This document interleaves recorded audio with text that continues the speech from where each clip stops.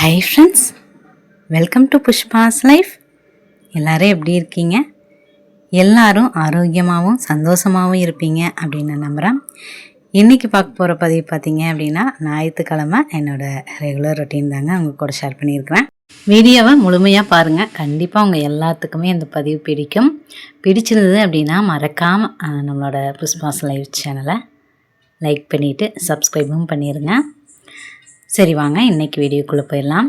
இன்றைக்கும் பார்த்தீங்க அப்படின்னா 4:45 அப்படிங்கும்போது எழுந்திரிச்சாலும் இன்றைக்கி சண்டே அப்படிங்கிறதுனால மனசுக்குள்ளே எப்போவுமே பார்த்தீங்க அப்படின்னா அந்த ஜாலியான ஒரு மூமெண்ட்ஸ் தான் ஞாபகத்தில் இருக்கும் இல்லைங்களா? கொஞ்சம் ஜாலியாக செய்யலாம், கொஞ்சம் ஒரு எப்படி சொல்கிறது, மெதுவாக செய்யலாம் அப்படிங்கிற மாதிரியான ஒரு விஷயம்தான் இருக்கும். அதனால் பார்த்திங்கன்னா நான் மெடிடேஷன் பண்ணுறதுக்கே ஒரு அரை மணி நேரம் ஆயிடுச்சு. ஒரு 5:15 அப்படிங்கும்போது தான் வெளியே வந்திருந்தேன். அதுக்கப்புறம் தான் பார்த்திங்கன்னா வாசல்லாம் கூட்டி விட்டுட்டு தெளித்து விட்டு கோலமும் போட ஆரம்பிச்சிட்டேன். நான் சொன்ன மாதிரியே அந்த சின்ன சின்ன கோலம் தான் முதல்லையே வந்து போட்டு பார்த்துட்டு பார்க்காம போட்டால் தான் இந்த கோலம் எல்லாமே. அந்தி மல்லிப்பூ பார்த்திங்கன்னா வாடி இருந்தது. அது சாயந்தரம் தான் பூக்கு இல்லைங்களா? ஆனால் 3 சங்குப்பூ வந்து பூத்துருந்ததுங்க. அழகாக இருந்தது. அந்த ப்ளூ கலரில் அழகாக காலையில் பார்க்கும்போது ரொம்ப ஒரு ஹாப்பினஸ்ஸாக இருந்தது. ஒவ்வொரு உயிர்களுக்குமே அந்த உயிர் இருக்குது. சின்ன சின்ன செடிகளாக இருந்தாலும் அதுக்கு உயிர் இருக்குது அப்படிங்கும்போது அது இந்த மாதிரி கலர் கலராக பூக்கும்போது பார்க்கும்போது மனசுக்குள்ளே அவ்வளோ ஒரு ஹாப்பினஸ்ஸாக இருந்ததுங்க. அதுதான் கொஞ்ச நேரம் அப்படியே ரசித்து பார்த்துட்டு இருந்தேன். இந்த பக்கம் வாழைப்பூவுமே பூத்துருந்தது. எல்லாத்தையுமே அப்படியே ரசித்து பார்த்துட்டு இருந்தேன். அந்த அழகையுமே நீங்களுமே பாருங்கள், எவ்வளோ ஒரு அழகாக இருக்குது. அதுக்குண்டான அந்த மண்ணையும் சரி, அந்த வேர் விடுறதுக்கான நம்ம அந்த டைமும் சரி, அதுக்கப்புறம் பார்த்திங்கன்னா தண்ணீர், அதுக்கு தேவையான தண்ணீர் இதெல்லாம் ஊற்றி நம்ம கொஞ்சம் அதுக்கு கவனித்தோம் அப்படின்னா அது எவ்வளோ ஒரு அழகான பூக்களை கொடுக்குது, அழகான நிறத்தை அப்படிங்கிற மாதிரி தான் எனக்கும் இருந்ததுங்க. அதுக்கப்புறம் காலையில் சரி டீ குடிச்சிடலாம் அப்படின்னு தம்பி பாப்பா எல்லாருமே எந்திரிச்சிட்டாங்க. சரி 2 பேர்த்துக்கும் பாலில் டீ வச்சு கொடுத்துட்டு அதுக்கப்புறம் பார்த்திங்கன்னா நான் வந்து வேர்க்கடலை போட்டு காப்பி ரெடி பண்ணிட்டேன் எனக்கு. அதுக்கப்புறம் அதுதான் காலையிலேயே எங்கள் அப்பா பார்த்திங்கன்னா சிக்கன் பிரியாணி செஞ்சிடலான்னு எல்லாம் எடுத்து வந்துட்டாங்க. நான் பார்த்திங்கன்னா ரொம்ப நாளாக அந்த ட்ரெஸ்ஸெல்லாம் ஒரு 2-3 நாள் பக்கம் வந்து சேர்ந்துருச்சுங்க. மேடம் பார்த்திங்கன்னா அந்த பூக்கட்டை நின்று பேசிகிட்டு இருந்தாங்க. எந்த கேப்பில் அந்த பூவை வந்து பறித்தாங்கன்னே தெரியல, நானும் கவனிக்கவே இல்லை.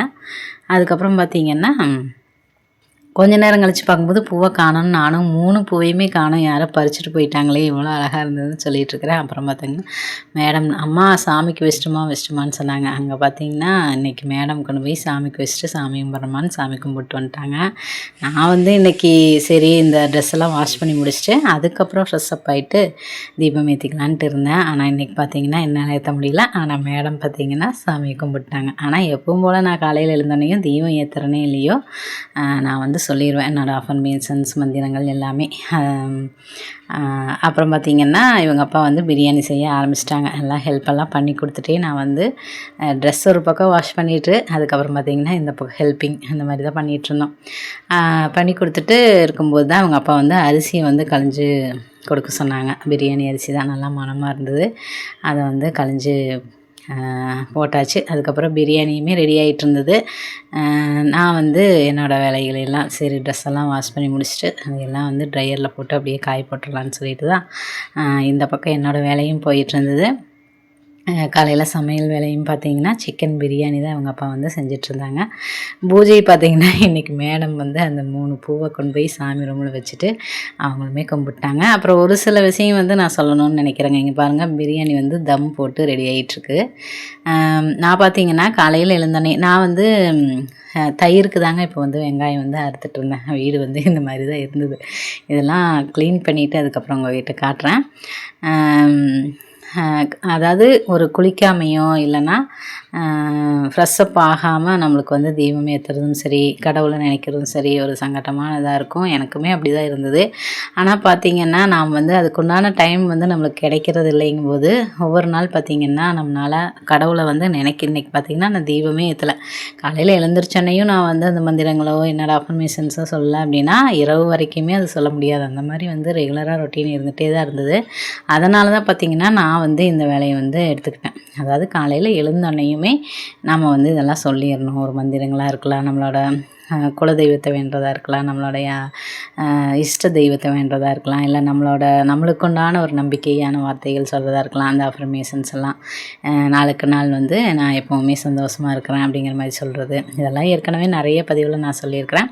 அதுக்கப்புறம் பார்த்திங்கன்னா நான் கொஞ்சம் கொஞ்சமாக இந்த வீட்டை வந்து ரெடி பண்ணலான்ட்டு கிளம்பிட்டேங்க. அதான் செஞ்சிட்ருந்தேன்.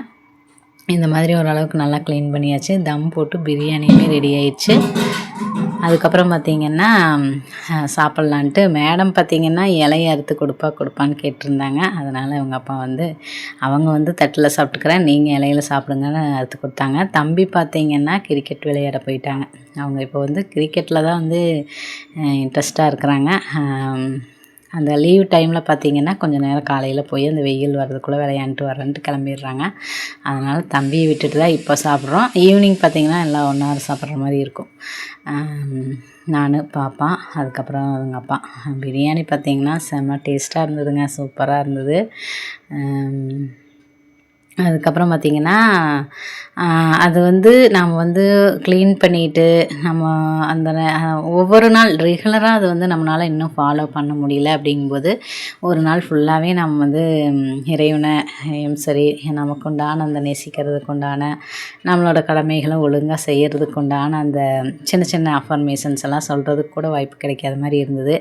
அதனால தான் நான் வந்து இந்த மாதிரி ஃபாலோ பண்ணுறேன். ஆனால் இது நிறைய வீடியோஸில் சொல்கிறேன், அது வந்து உங்களுக்கு ஏற்புடையதாக இல்லை அப்படின்னு நான் நினைக்கிறேன். ஏன்னா எனக்குமே அந்த மாதிரி தான் இருந்தது. இது எப்படி ஃப்ரெஷ்அப் ஆகாமல் தீபம் ஏற்றுறது அப்படின்லாம் யோசிப்பேன். நானுமே வந்து இப்போல்லாம் ஃப்ரெஷ்அப் ஆகிட்டு ஏற்றிக்கலான்னு தான் நினைக்கிறேன். ஆனால் இந்த மந்திரங்கள் அஃபர்மேஷன்ஸ் எல்லாம் பார்த்திங்கன்னா எழுந்தோன்னையுமே சொல்லிடுறேன். அது நான் என்ன நினச்சிக்கிறேன் அப்படின்னா, ஏற்கனவே நிறைய வீடியோஸில் வந்து நான் சொல்லியிருப்பேன், வீதி உலா வந்து வரும் இல்லைங்களா தெய்வங்கள் எல்லாம்.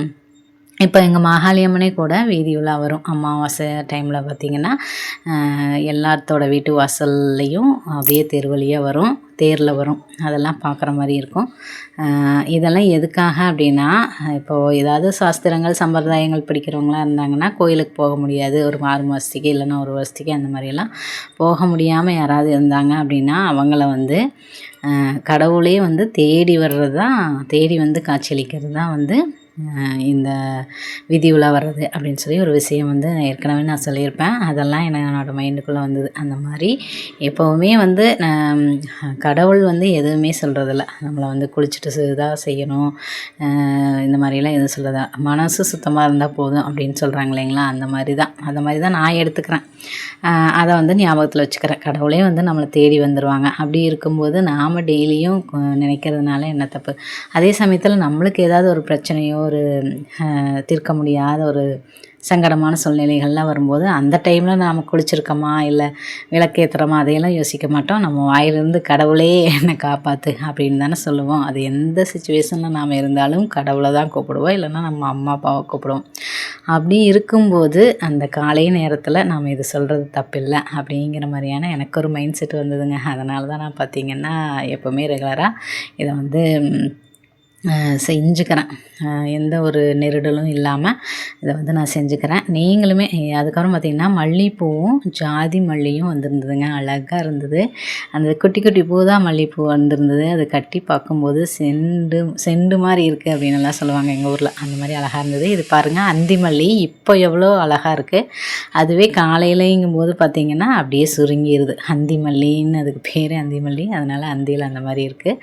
இதுக்கப்புறம் பார்த்திங்கன்னா மேடம் என்னோட அந்த ஷாலில் வந்து ஊஞ்சல் ஆடிட்டு இருந்தாங்க. மல்லிகைப்பூ வந்து நான் வந்து ஜாதி முல்லை கொஞ்சம் வச்சுருந்தேன், கட்டணுன்னையும் எடுத்து கொஞ்சம் வச்சுட்டேன்.